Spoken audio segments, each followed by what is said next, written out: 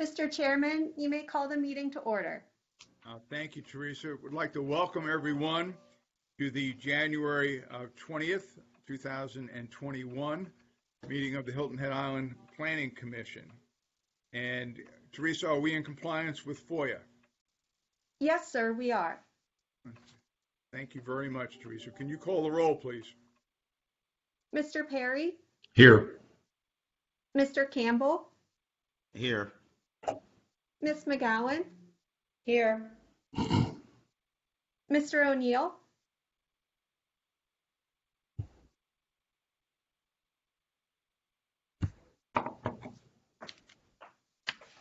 Mr. O'Neill?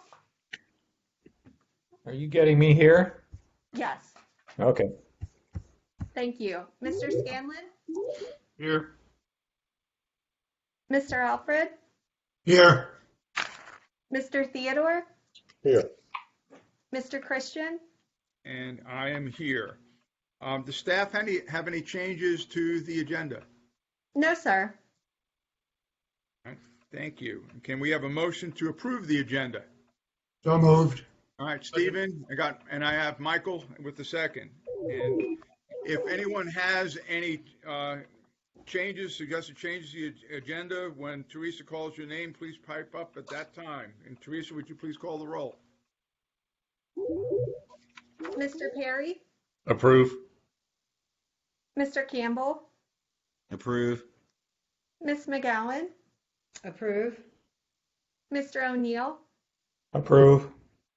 Mr. Scanlon, Approve. Mr. Alfred, Approve. Mr. Theodore, Approve. Mr. Christian.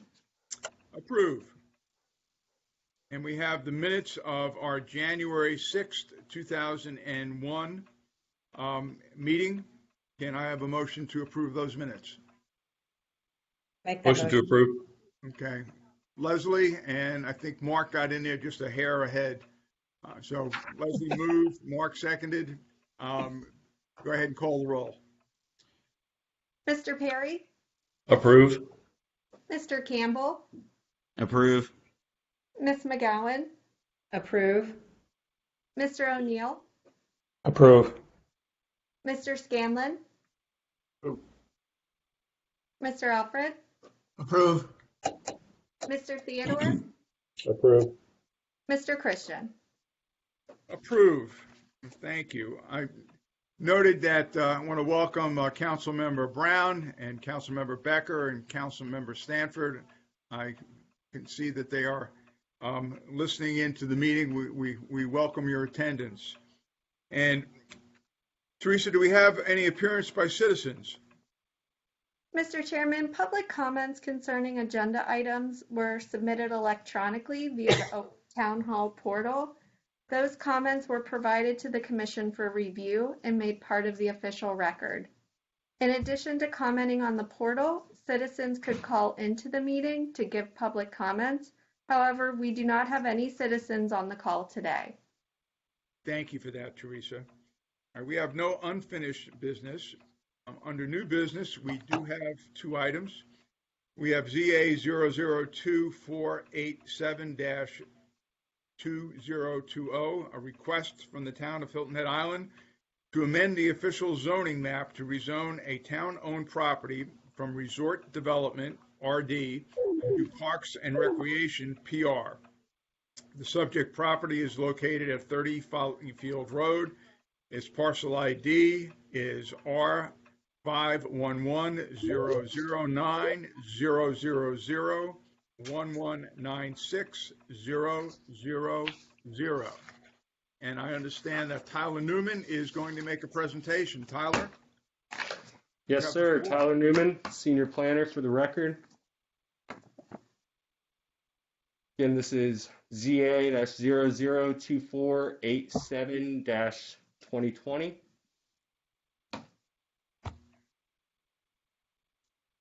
The request is a request from the town of Hilton Head Island to amend the official zoning map to rezone a town-owned property from resort development, or RD, to parks and recreation, or PR.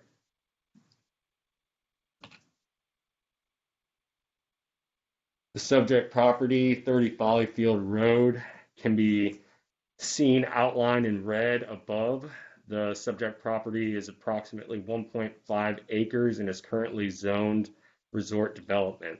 The property is located directly between Follyfield Road to the north and then the northern boundary of the Sandcastle by the Sea subdivision, which is to the south of the parcel.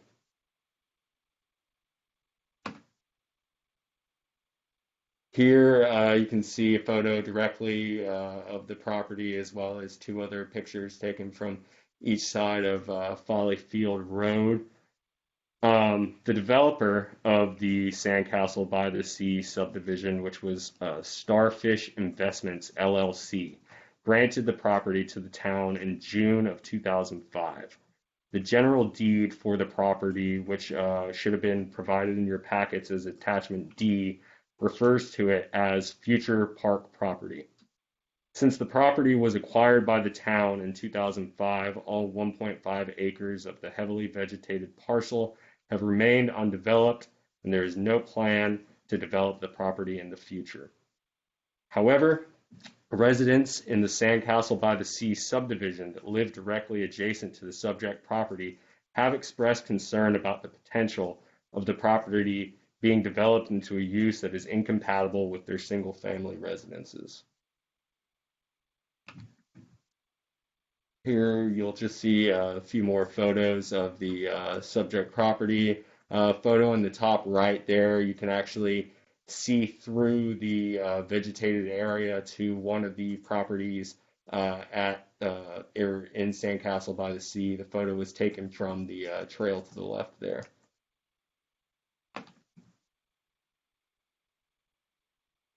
All right. In this image, you'll see the current zoning of the subject property, which is RD, as well as the zoning of the parcels within the vicinity of it.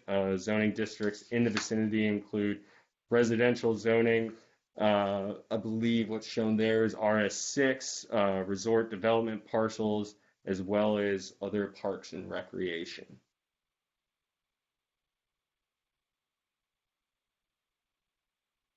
Okay, the table shown here shows the allowable principal uses in the resort development district on the left-hand side, and that's what the parcel is currently zoned.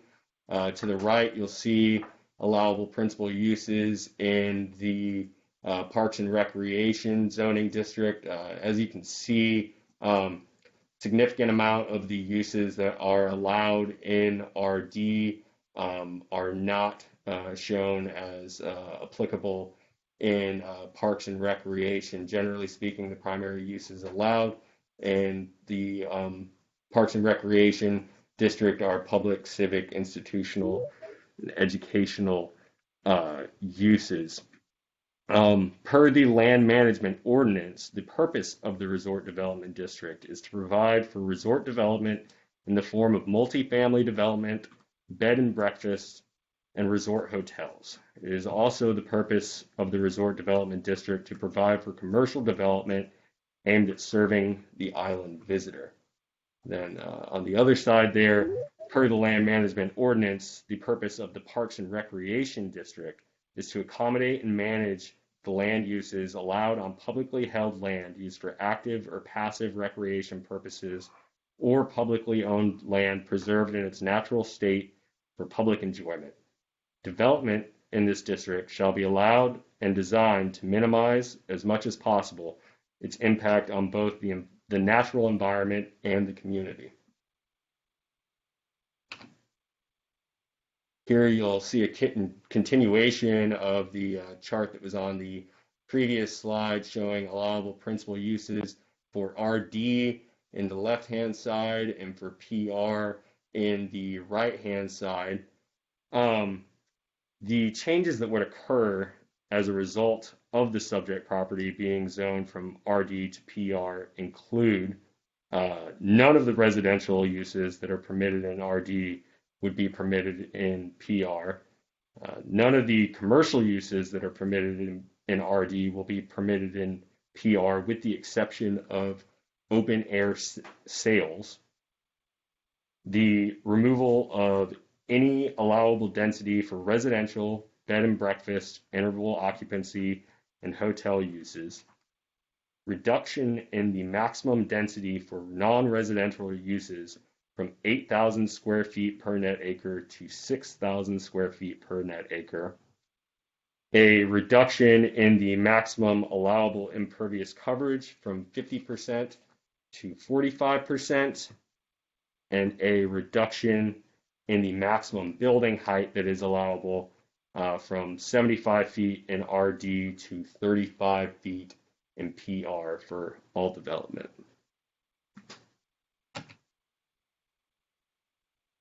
Next, we have the applicant's grounds for the ZMA.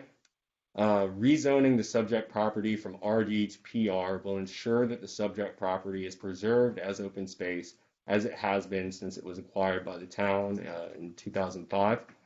And the rezoning will also limit the capacity for potential development on the property that could be a nuisance to surrounding properties. Now we will dive into the criteria. ZMA criteria 1, whether and the extent to which the proposed zoning is in accordance with the comprehensive plan. The proposed rezoning will be an appropriate modification of the subject parcel's zoning designation in compliance with Excellence Tactic 3.3.1. The PR district is the most appropriate zoning designation for town-owned, undeveloped open space. Rezoning the subject property to PR district will modify its zoning district in keeping with the town's intent to maintain the property as open space. Also, the proposed rezoning will reinforce the island's unique sense of place and quality of life in compliance with Connected Strategy 4.4. The proposed rezoning will eliminate the option of developing the subject parcel with the uses and densities allowed in the Resort Development District, reinforcing the town's intent to preserve the property as open space.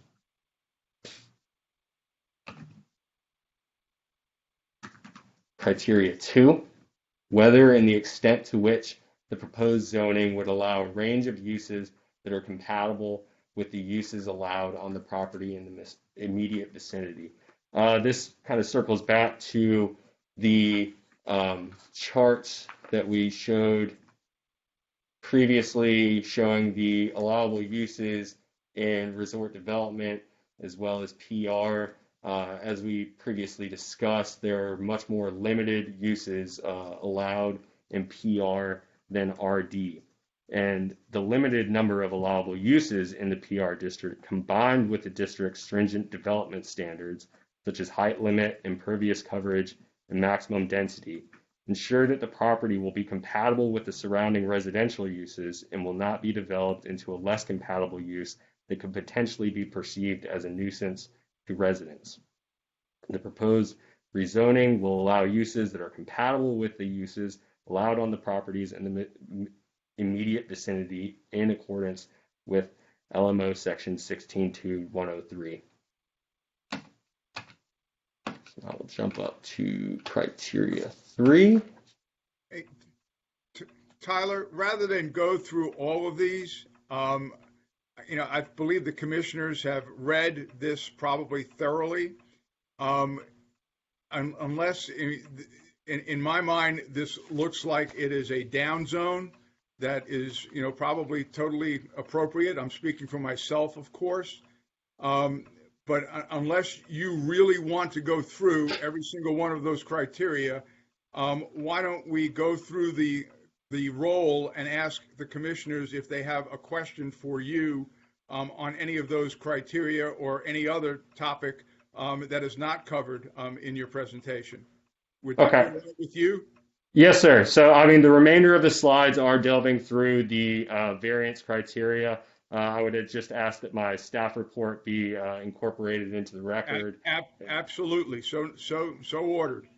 And Teresa, if you would go through the roll, and if you have a question on this, as I do, please pipe up and ask Tyler and share it with the commission.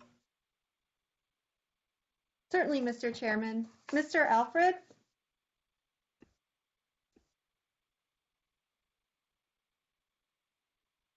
No questions at this time.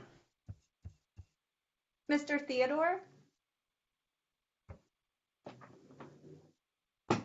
My only question is I noticed that there's town signs on the property that says it's a protected area. Is there a covenant, or the sign just says it's protected, but there's really nothing there right now that preserves that land in its natural state? Based off the research that I did, I didn't find any specific covenants that protected the parcel. I believe that it's just, property that is owned by the town that is undeveloped, and there's not a plan to develop. So, it's just to be maintained in its vegetated state. Okay. No, I don't have any other questions. Thank you. Mr. Perry? I'm all for it. Just have one quick question. So we acquired the property 16 years ago. Why is it just now coming forth? Is it because the homeowners association has requested it, or is it something that staff has realized that it needed to be done and should have been done earlier? So this was brought to our attention initially based off variances that were being heard by the Board of Zoning Appeals that related to the Sandcastle by the Sea neighborhood, specifically the properties that are directly adjacent to this parcel. In that staff report, staff referenced the fact that this was vacant RD zoned property, that at this time there were no plans for any development on it, but essentially, we indicated that while there are no plans to develop it at this time, we couldn't definitively state that in the future nothing would ever happen with the property. Right. So the residents, expressed concern about just the fact that that was even, a potential occurrence, however far down the line it may be. And from there, staff decided to, begin looking into rezoning the property into PR, which would, limit the potential development on the property. Okay. I just, I hate to see a parcel that the town owns sit there for 16 years, and there may be some question from the sellers, and then what the intended use of that property is. So I don't know if it's a standard protocol not to, change zoning if it's needed, or hold off until such time as it's deemed that there's nothing going to happen on that property. Sean, you want to enlighten us? Yeah, it's a great question, Alan. So, in looking back through the records, the town, when they acquired it, said that the intended use was likely to be a neighborhood park. Typically, when there's a stated use, the town goes through the process of rezoning it. If we intend it to be a park or think it's going to be a park, we go through and zone it parks and recreation. So I think this helps clean up something that probably slipped between the cracks, should have been done when we acquired the property or shortly thereafter. So better late than never with this, but it could be developed as a neighborhood park or pocket park sometime in the future. Sure. Based on the initial acquisition, but this is just cleaning up the zoning, kind of being a little more clear. We don't intend it to ever be resort development, and so let's zone it Parks and Rec. Okay. Thanks, Peter. Thank you.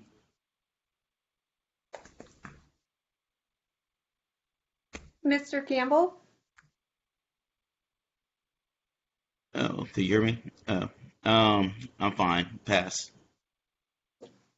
Ms. McGowan? Unmute yourself, Leslie. Oh, how'd that happen? I have no questions. Thank you. Mr. O'Neill? No questions. Mr. Scanlon? I had has been answered. Thank you. And Mr. Christian? Well, first of all, Tyler, I want to thank you for a very thorough presentation. I know you put a lot of hard work in it. Very, very well thought out. And Tyler, I don't know if this is for you or for Sean, but obviously this was purchased by the town. Was it their land buying program to remove this from the developable market, just to decrease the amount of land that would be available for development? I'd defer to Sean on that one. Yeah, I'm happy to take that. Again, I think when the opportunity arose around this property, it was that we would probably need these smaller park amenities scattered throughout the island. So the combination of reducing development potential and increasing the ability to provide some green space or some park space was the justification by that through the land acquisition.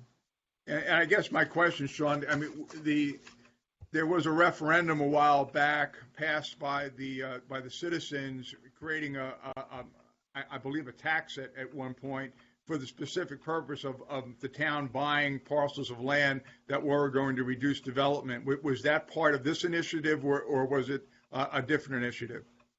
It was part, I believe it was one of the 5 referendums that have been passed for land buying to serve multitude of purposes, but primarily for open space, for parks and recreation, for facilities and so forth. Yeah, and this rezoning is totally in keeping with that intent. It's just as Alan pointed out and you pointed out, it's a housekeeping item. Yes, sir. Okay. Judging from the questions from the commissioners, we'll do a second round, but let's have a motion on the floor, and then as we go through, if there are any other questions, we can ask them at that time. So could I have a motion on this particular item? I'll make a motion to move it as written. Okay, and I have Stephen's hand. You're seconding, Stephen? All right, Teresa, you would call the roll if you give us your yay or nay, and if you have a question at that time to follow up, please indicate so. Teresa? Yes, sir. Mr. Perry? Approve. Mr. Campbell? Approve. Ms. McGowan? Approve. Mr. O'Neill?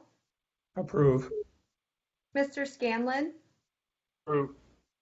Mr. Alfred? Approve. Mr. Theodore? Approve. Mr. Christian? Approve.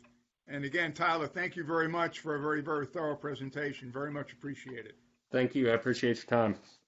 All right, we now have a public hearing, ZA 002584-2020, a request from Josh K. Tiller of J.K. Tiller Associates to amend the official zoning map to rezone the former Sam's Club property from Community Commercial CC to Light Commercial LC. The subject property is located at 95 Matthews Drive. Parcel ID is R511-008-000-192A-0000. And we are going to have a presentation from Missy Luck. Missy, you're on.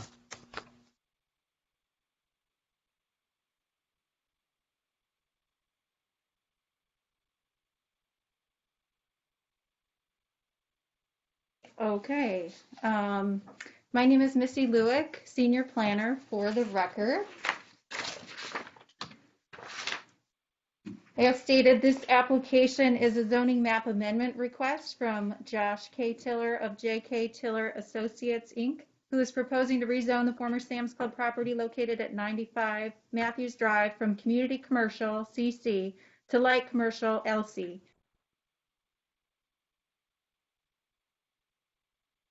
Accommodate an indoor storage facility. Under the current zoning, industrial uses, including self-service storage, are not allowed.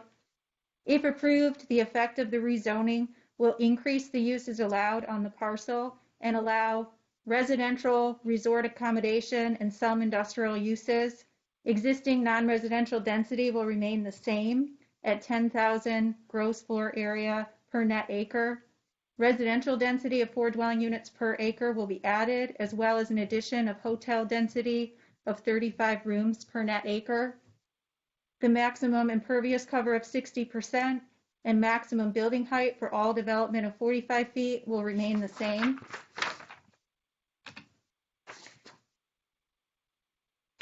The subject property shown here, outlined in blue, is approximately 5.26 acres in size and is located near the intersection of Matthews Drive and William Hilton Parkway. It's also located within the Port Royal Plaza Shopping Center. The property is developed with a vacant, approximately 70,729 square foot concrete block and stucco building and associated parking lot and drive aisles. Here's another view of the site showing the building and associated parking. The subject property is again within Port Royal Plaza Shopping Center, which was developed in the early 80s. The building on the subject parcel, a former Sam's Club, has been vacant since January 2017. At this location, there have been 2 Design Review Board entrance facade requests that were approved by the DRB with conditions on January 14 of last year. The DRB approvals are only good for a year without an associated development plan review or building permit, meaning that they are now expired. Staff has not been given any reason as to why the projects did not move forward. It's possible that the zoning needs to be changed to allow for a viable use of the property. Currently, the property is zoned community commercial or CC, and the applicant has applied for a rezoning to light commercial or LC. The adjacent zoning for 2.5 sides of the parcel is the CC zoning or red hatching, and the adjacent zoning of 1.5 sides of the parcel is LC light commercial, which is the pink hatching. The adjacent uses, if you're familiar with the area, on the west and south is bounded by Port Royal Plaza, which are shopping center uses and zoned CC. On the east, it's bounded by Hilton Head Public Service District, a utility use, zoned LC. The northwest corner is bounded by a CVS pharmacy and other commercial service use, zoned CC. In the northwest, it's bounded by a Jiffy Lube, a light industrial use, zoned CC. On the northeast, it's bounded by Port Royal Car Wash, vehicle sales and services use, zoned LC. And the northeast corner is bounded by Horizon Rehabilitation and other office use, zoned LC. The subject property lies within the Airport Overlay District as well as the Corridor Overlay District. So this slide shows an excerpt from Attachment D from within the staff report. That is a use comparison chart.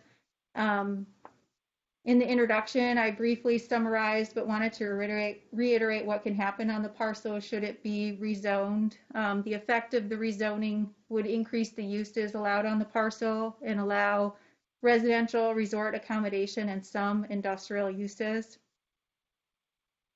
In the staff report, this use table comparison, which is Attachment D, is included, and then Attachment E in the staff report includes the use and development standards for the CC and LC districts for a full list of uses.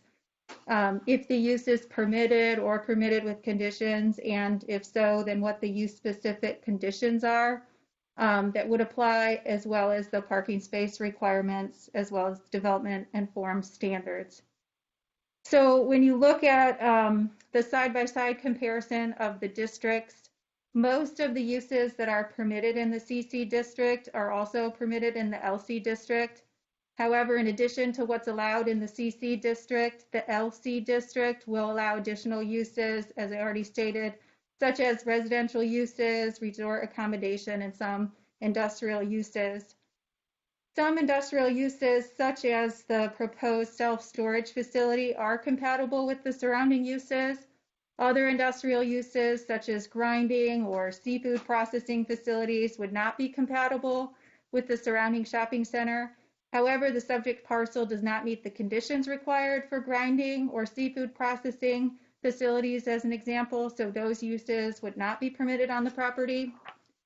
Light industrial,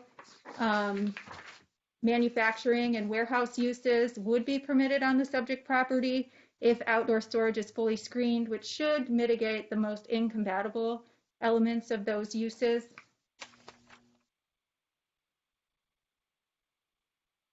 So the applicant has described their interest in rezoning the property in their application submittal. If rezoned, the applicant has stated the owner intends to redevelop the existing building to accommodate an indoor storage facility. Under the current zoning, industrial uses, including self-service storage, are not allowed. The current existing zoning of the property is CC, and the proposed amendment requests a rezoning to LC. And as already stated, there are parcels adjacent to the subject property with the requested LC zoning. The applicant provided the documentation in the slides, documentation in the application submittal as how the applicant believes the subject property meets the criteria for rezoning. And in the following slides, I will detail staff's analysis as to how the proposal meets the criteria. So for criteria number 1, as far as conformance with the comprehensive plan, staff finds that the rezoning request addresses the comprehensive plan in the following areas: the excellence core value, strategies and tactics. It provides appropriate modifications to the zoning designations and land use regulations to meet community needs while maintaining island character, as well as the economy core values, strategies and tactics continue to encourage repurposing or revitalization of existing commercial spaces and structures or buildings through flexibility or incentives for redevelopment. So staff concludes that the proposed rezoning is in accordance with the comprehensive plan. The proposed rezoning will be an appropriate modification of the subject parcel's zoning designation in compliance with the excellence tactic. The range of uses permitted in the LC district is very similar to the range of uses permitted in the CC district, though residential uses and industrial uses are permitted in the LC district. Though the applicant does not intend to develop housing on the subject parcel, residential uses would not be inappropriate. Some industrial uses, such as the proposed self-storage facility, are compatible with the surrounding uses. Other industrial uses, such as grinding and seafood processing facilities, as an example, would not be compatible with the surrounding shopping center. However, the subject parcel does not meet the conditions required for grinding and seafood processing facilities, so those uses would not be permitted on the property. Light industrial, manufacturing, and warehouses uses would be permitted on the property if outdoor storage is fully screened, which would mitigate the most incompatible element of those uses. And the proposed rezoning would encourage repurposing of existing commercial structure in compliance with the economy strategy. The building on the subject parcel has been vacant for 4 years, and the proposed rezoning will allow the building and site to be redeveloped for a new tenant.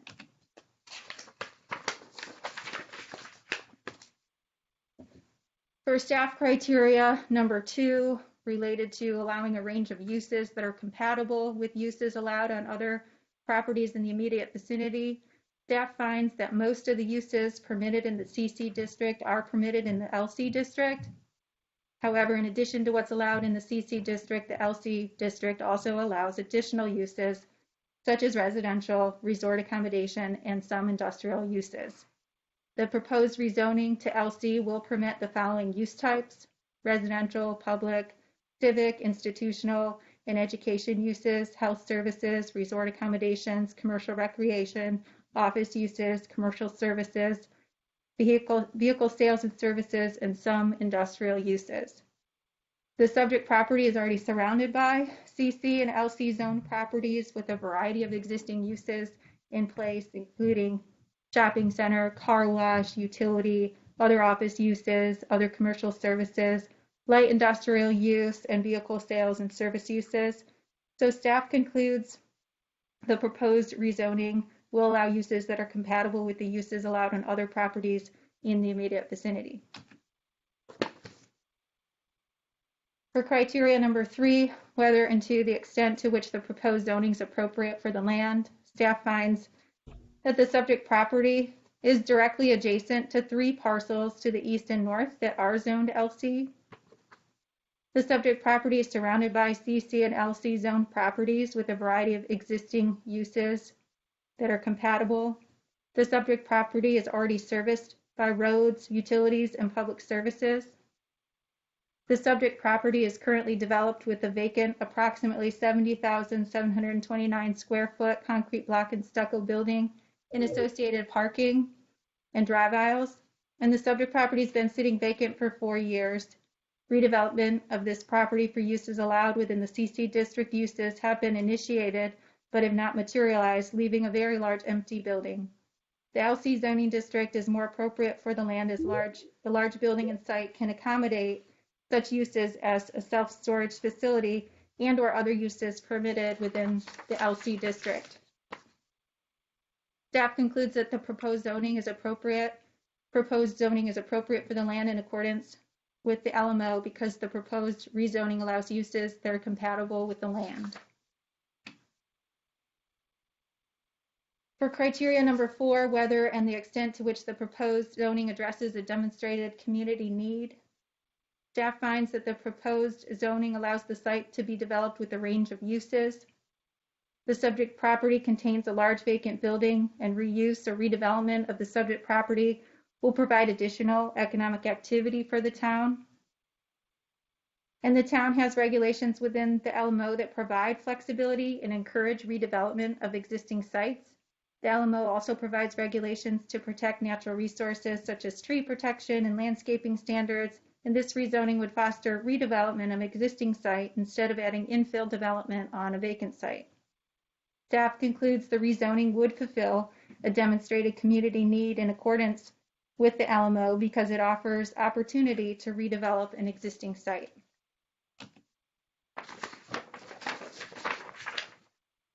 Criterion 5, whether and the extent to which the proposed zoning is consistent with the overall zoning program as expressed in future plans for the town.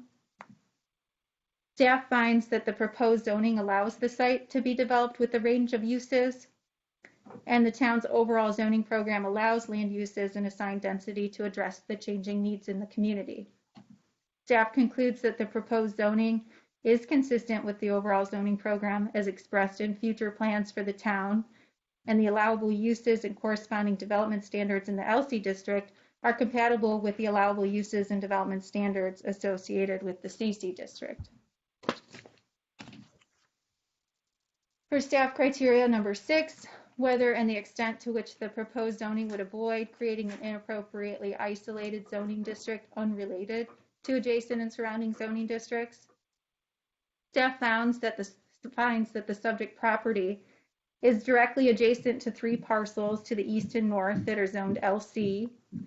The subject property is surrounded by LC and CC zoned properties with a variety of existing uses, including shopping center, car wash, utility, other office uses, other commercial services, light industrial use, and vehicle sales and service uses. So staff concludes that the proposed zoning would not create an inappropriately isolated zoning district unrelated to adjacent and surrounding zoning districts in accordance with the LMO because the subject property is directly adjacent to LC zoned properties. For criteria number 7, whether and the extent to which the proposed zoning would allow the subject property to be put to reasonably viable economic use, staff finds that the proposed rezoning be developed with a range of uses. Although the rezoning does not require the applicant to implement the project, the applicant has stated their intent to renovate the existing building into an indoor storage facility, which will provide an economic use of the current empty building. The subject property has been sitting vacant for 4 years. Redevelopment of this property for uses allowed within the CC district uses have been initiated but have not materialized, leaving a very large empty building.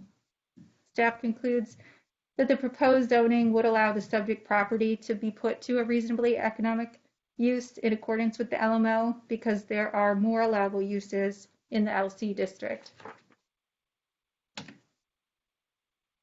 For criteria number 8, whether to and the extent to which the proposed zoning would result in development that can be served by adequate and suitable public facilities, staff finds that the site has access to Matthews Drive and William Hilton Parkway. The site already has adequate infrastructure and public facilities serving the existing development. And should the property owner wish to redevelop the site at a later date, the development plan review application would be required, and any infrastructure or public facility improvements needed would be required at that time. So staff concludes that the proposed zoning would result in development that can be and is already served by available public facilities in accordance with the LMO. For criteria number 9, the zoning is appropriate due to any changed or changing conditions in the affected area.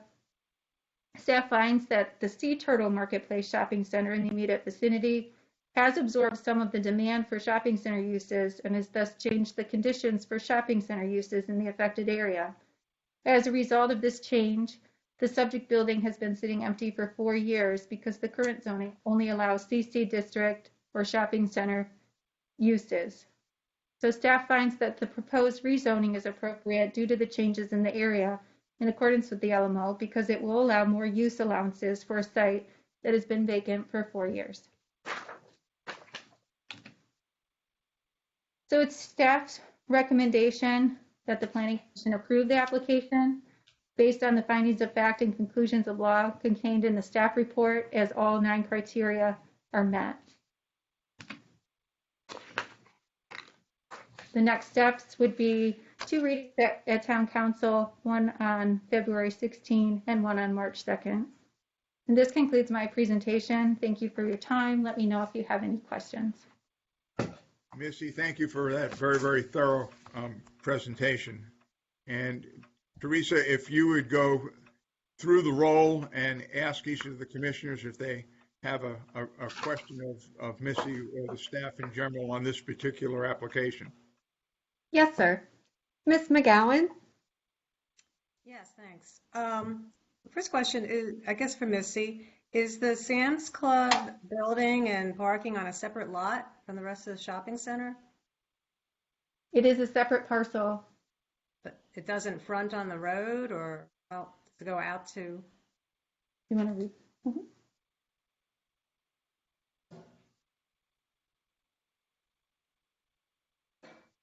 Sorry.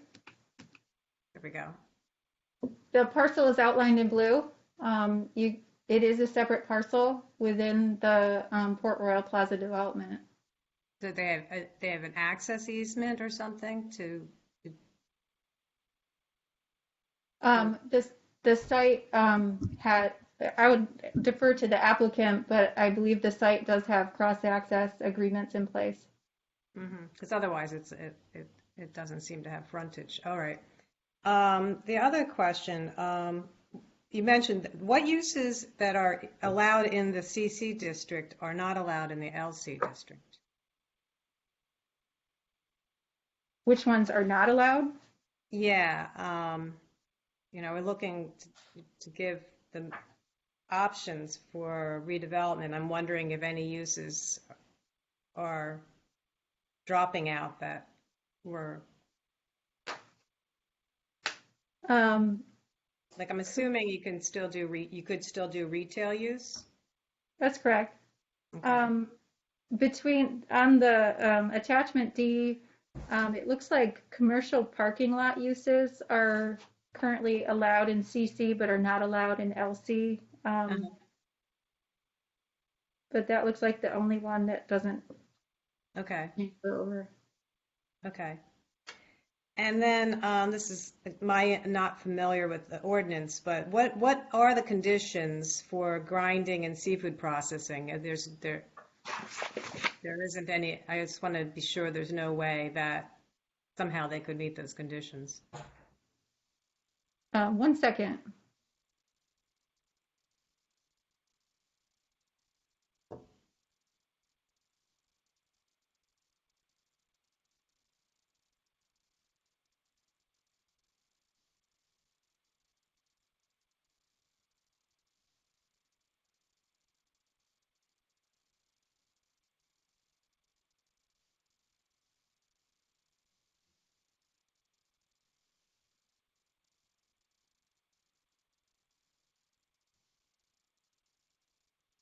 Mr. Chairman, this is Teresa. I wanted to let you all know that the applicant, Mr. Josh Tiller, and some of his colleagues are on the line. If at the appropriate time, you would like to call on them for questions. Thank you, Teresa.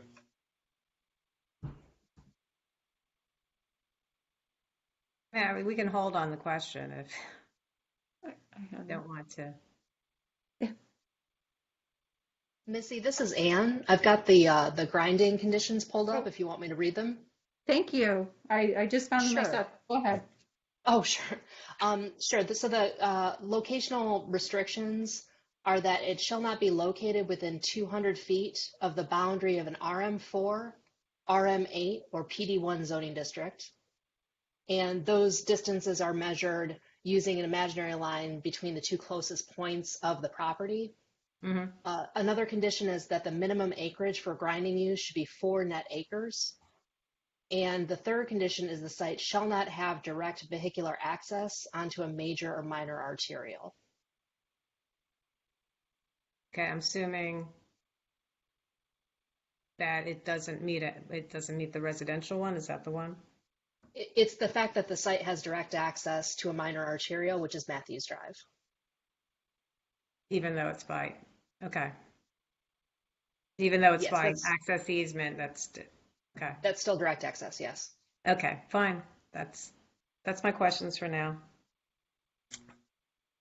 Thank you, Leslie. Mr. O'Neill? Yes, I don't have that one display up in front of me, but can you tell me some of the other things that light commercial can be used for that you wouldn't be able to use? I'm sorry about the dog. that you can't use under CC.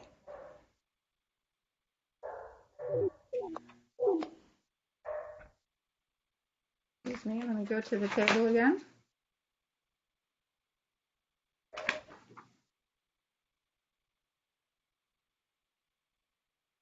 So I like multi-use housing and some of those things that were mentioned on that list, correct? Correct. Residential uses are allowed with a density of 4 dwelling units per acre, as well as hotel use, which is 35 rooms per net acre. Okay. So any of the light industrial, manufacturing, warehouse uses are permitted with conditions, as well as wholesale sales are allowed with conditions. And so this is just my education. So when something else came up down the line, when the storage facility doesn't work, someone would have to come back through with an application and would have to meet those conditions before it would get approved. Is that correct? That's correct. Okay, thank you.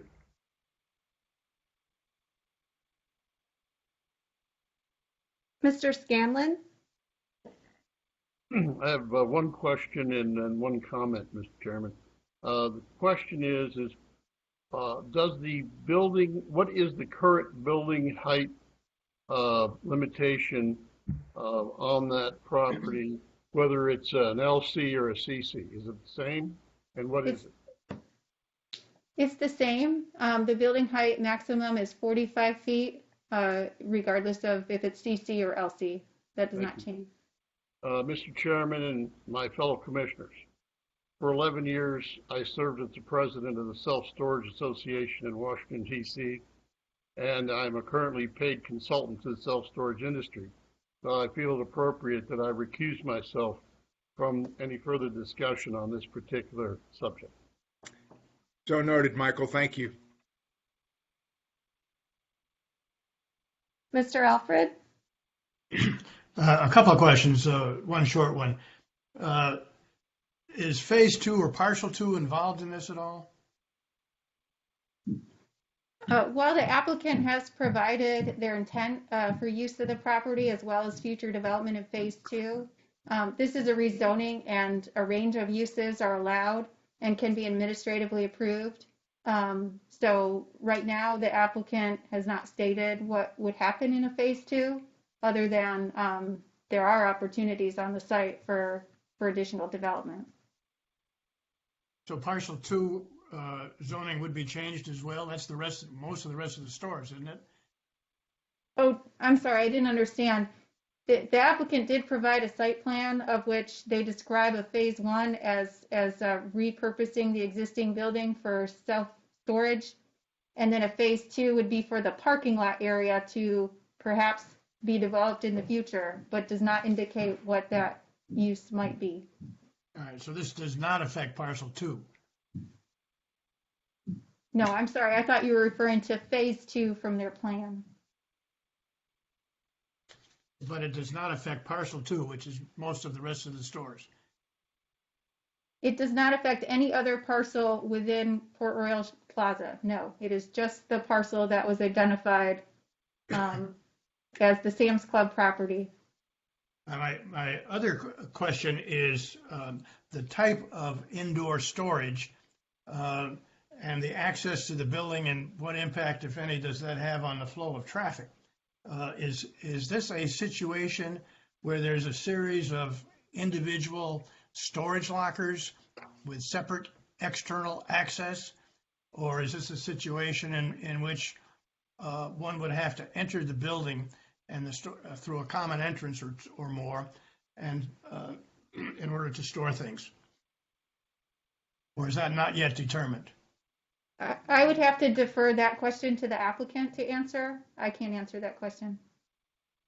It would seem to me that would have different impacts on traffic flow if there were multiple access points versus a very few number of access points.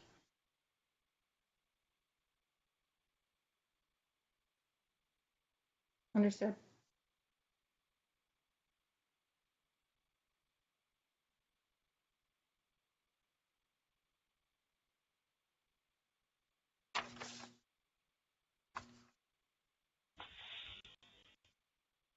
This is Nicole Dixon jumping in.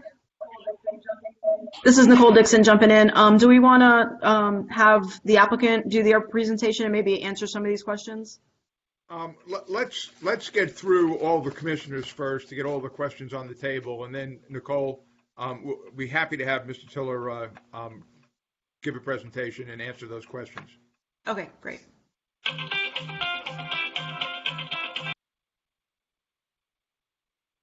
Stephen, are you good? And can we move on to the next commissioner? And then obviously we'll do another round. Yeah, that's fine with me. Okay, Mr. Theodore? Unmute yourself, Todd. Yeah, I did. I guess, because we came across this with the Sea Pines shopping center where Harris Teeter is. And it looks like, and Josh can answer this when he comes up, because it looks like they're showing arrows that would indicate that whatever happens, that for the most part, they intend to maintain traffic circulation in front of the building so that it wouldn't necessarily cut off the commercial area in the back that's on another parcel. Because obviously, how that property gets handled in the future could be devastating to that back commercial area just from visibility and access. So obviously that would have ramifications on what happens in the back. So that question, and then I agree with the other question about if this is a storage. I'm assuming that it's a pedestrian entrance off of the front of the building, and that bulk storage would go in through the loading dock area. So Josh could answer that one as well. So that's it. And it looks like there are some, like sewer treatment could go on this. So there are some ugly things that could go in this area as well. Probably one of the most viable, from what I gather, because there's limited areas, is this opens the opportunity for a hotel, which CC doesn't allow that. So that opens an opportunity. So that's it for all my questions. Thank you. Mr. Campbell? Yes, I would like to know if there's any plans for open storage on that site. I mean, is he planning to do that for his second phase?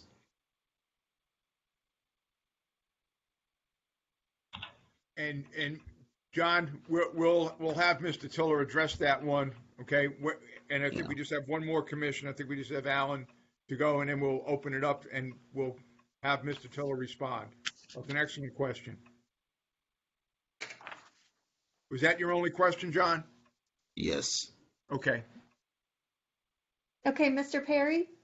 Yeah, so I want to go back to the plan that you'd sent us that shows, the phase one with proposed go store it, and then the future phase. One thing I would like to know about that future phase is what is the maximum building area?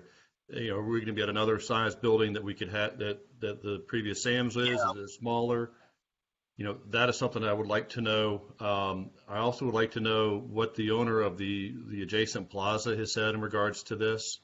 and how it may affect, how they think it may affect their businesses and their, continued efforts to survive.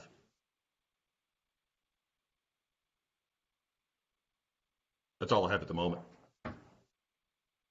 Thank you, Alan.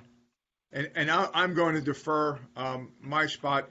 Mr. Tiller, are you on the line? Yes, Mr. Chairman. Josh Tiller here with J.K. Tiller Associates. Can you hear me?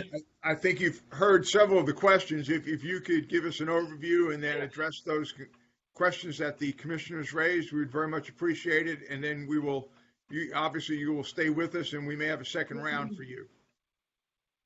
Yes, sir. And I've also got Mr. Lewis Hammett on the phone. He's available for questions as well. Even some of the historical information for the original development of the plaza. But I'll try to get through some of the questions here. We did get approval from the property association, the Port Royal Plaza Property Association, to include the indoor storage as a use. And a lot of these questions about the non-compatible uses that were mentioned earlier, like the stump grinding, the food processing, or even the sewer treatment facility, those not only would they not be able to get developed under the ordinance, they wouldn't be allowed within the covenants and restrictions for the plaza. Access, we do have to maintain the access, the existing access across the front of the building that links you up to 278. And any future phases would have to accommodate any of that access into the property as well. There will be no open storage on the property or the future phase portion of the property. Access to the proposed upfit indoor storage facility, there's a main entrance which will exist at the current main entrance to the old Sam's. But once the facility is upgraded, there will be card access doors added around the facility for people to get into their storage units. They haven't designed this yet, but there will be a few additional doors added around the perimeter of the building to allow tenants to get into their units. We do provide for 5 parking spaces as required by the ordinance, and those are located on the plan as well, and they'll be utilizing some of the existing parking on the site.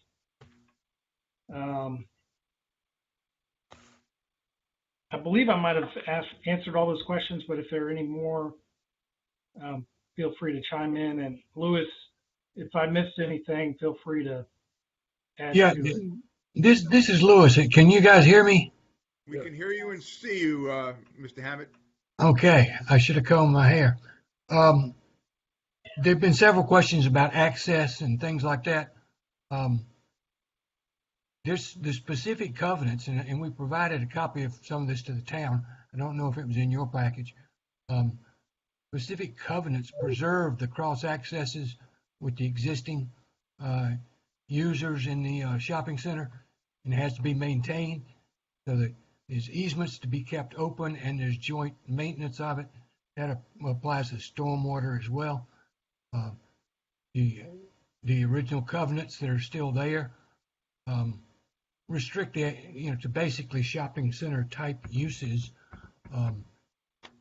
The Planet Fitness had to get an amendment to allow them to go in, and we had to get an amendment to allow the storage, the internal storage for this building by the existing owners. All those things were done. And this property is, unlike some of the things you see, it's not someone speculating for if they're going to go. This is someone who does, Josh could tell you more, they do these conversions of big boxes that have closed into conditioned space self-storage all over the place. they've already bought this property. They're the one, and they've already obtained the approval of the owners and the amendment of the covenants. So anyway, any other questions I can answer to? Thank you, Mr. Hammett.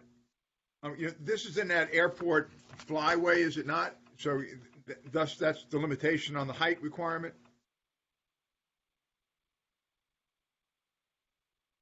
Well, the airport overlay includes some height requirements depending on exactly where you are. Is a pre-existing building, we're not going to make it higher. But it also includes, it discourages uses which put too many people into a building. For instance, when we were getting IHOP approved across the street, there were specific limitations to how much seating they could have because of the airport overlay district. Yeah, thank you for that. Is your self-storage unit proposal, is it going to be staffed, or will it be a code to get in? How will that security be handled? I'll You'll ask have both. Josh. It's a little bit of both, I think, but it's not going to be heavily staffed. Okay,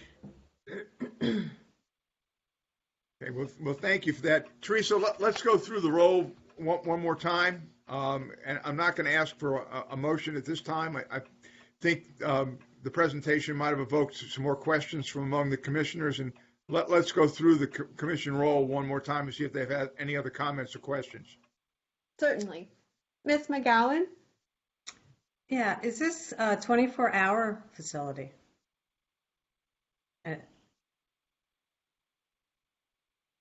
Hello? I feel sure that it is because most self-storage is 24 hours. The plans haven't been completed for it, but I think it probably will be. But there may not be an employee on the premises for 24 hours. You have some sort of security system, I guess. Right. They'll have card access or code access, but there won't be an employee on site 24 hours a day. Right. I think that's it for now. Thank you, Leslie. Mr. O'Neill? Yeah, it's just so I understand. I'm trying to picture here then the renovation that you would do on both the inside and the outside. You mentioned that there'd be outside access. I'm picturing a lot of these units that you see around with garage door type things going around the building. Is that what we're talking about here? No, these will be just access doors in the hallways that will lead to indoor units that face, the doors will face indoors. Okay, got it. You won't see any garage doors on the exterior. Thank you. Mr. Scanlon? I'm going to recuse myself from discussion and vote. Oh, yes, thank you. Thank you for that reminder. Mr. Alfred? Following up on the last question, if I have a couple large pieces of furniture, how am I going to get them into the interior storage?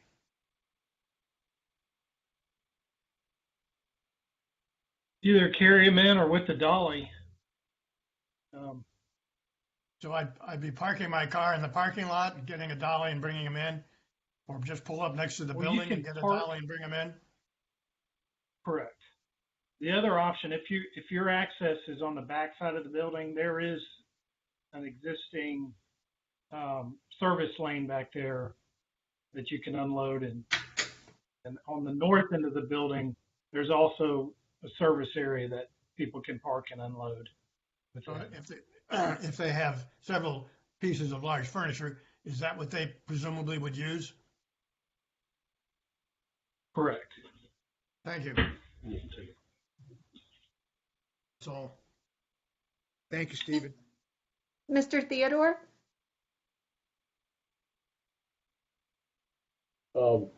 Josh, just so I understand, the doors that would be put around the perimeter are just pedestrian doors, right? Correct. And like Mr. Alfred was asking, if I'm coming to empty out or fill up a unit, I don't have to park in that street in front of the building, do I, to unload everything? Or will all the units have access to a loading zone? Correct. You will not have to park within that access lane. And you won't have to walk across with all your material, right? Correct. Across the road. Okay, so that's what I'm trying to get understanding, because there's a volume of traffic that travels in front of that building to get to the other commercial areas. So, and is that the reason why? Why did you put the plant strips there in front of the building? It's just to create an additional landscape buffer for the building. Okay, so nobody will really pull up and park there on that side against the planter area. Correct. Okay, so it's intended that if you bring a cube van truck, you're going to go around to that loading area and bring stuff in through sort of a larger opening, and basically have space where you're not interfering with sort of the pedestrian side of the building. Correct. Okay, thank you. Mr. Campbell? Yeah. What's the estimate how many storage units are going to be in this building?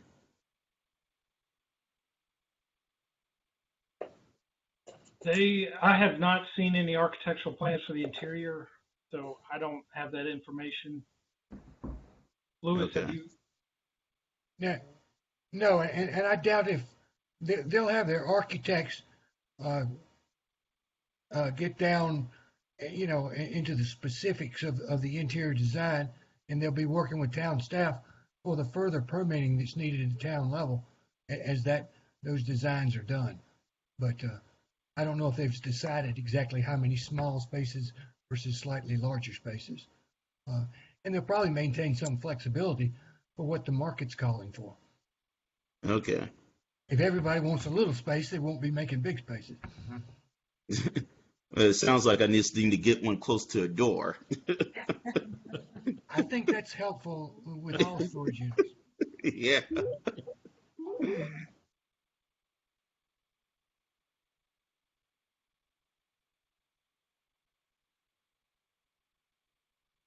Mr. Perry?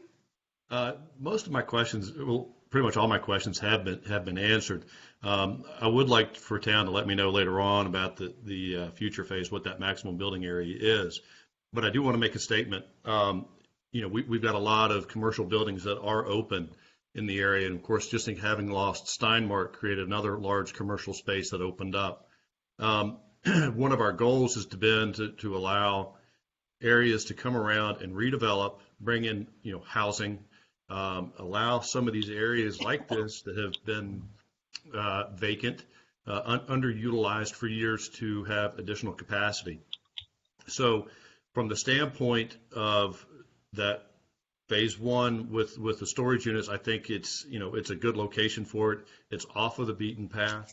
I'm a little concerned about phase two, the future phase, what could go there.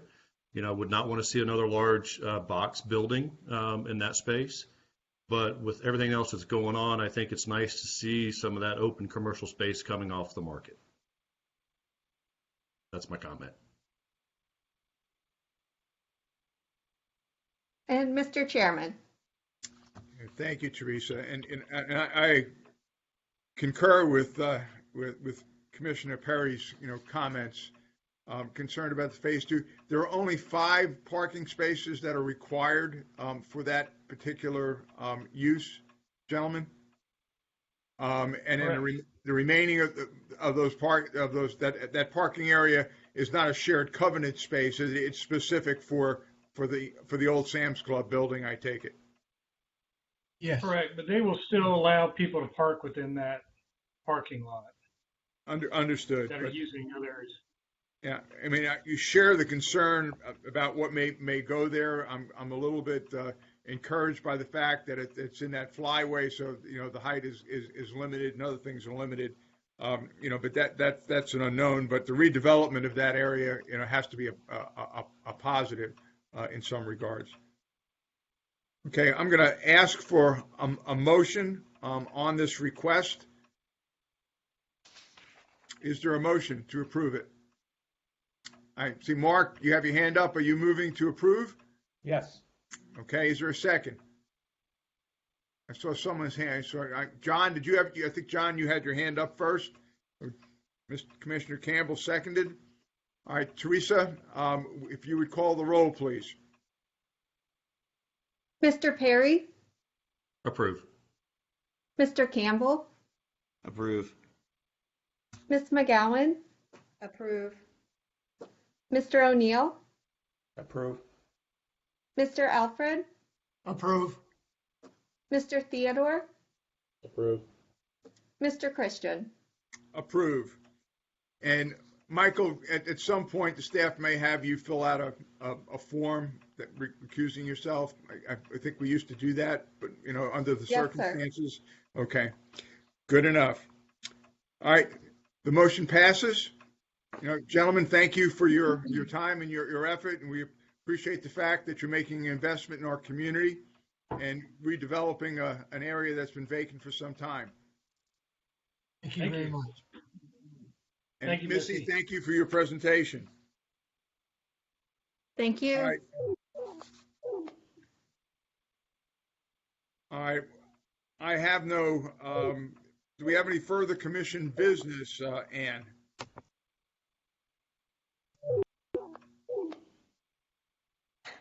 Oh, excuse me. No, sir. I just wanted to remind you that we do have agenda items for both of your meetings in February, so February 3rd and February 17th. And on the 3rd, we'll be hearing the annual traffic report. I'm sure that Darren Shoemaker is looking forward to making that report to us. All right, I have no chairman's report. I'll go CIP. Todd, have you had a meeting since our last get together? No change. Okay. And Michael, comp plan? Our work is done. All right. And LaVarn is not here to report out on the Gullah Geechee Task Force unless a member of staff or someone else on the commission has something to update us on.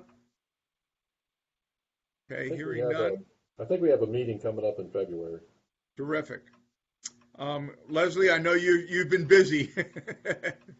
Well, we have a meeting scheduled for just right before the Planning Commission meeting on February 17th. So I think it's at 2 o'clock in the afternoon. Okay. So stay tuned. Thank you, Leslie. And Alan, anything on rules? No report. Okay, thank you. And Ann, do you have a staff report? No, sir. Okay. Any other business to come before the commission? All right, hearing none, is there a motion to adjourn? Motion to adjourn. Thank you, Alan. Michael seconded. Thank you all for your hard work and diligence. Much appreciated. Have a good week. Y'all take care. care. Bye-bye, everyone. The broadcast of Facebook Live has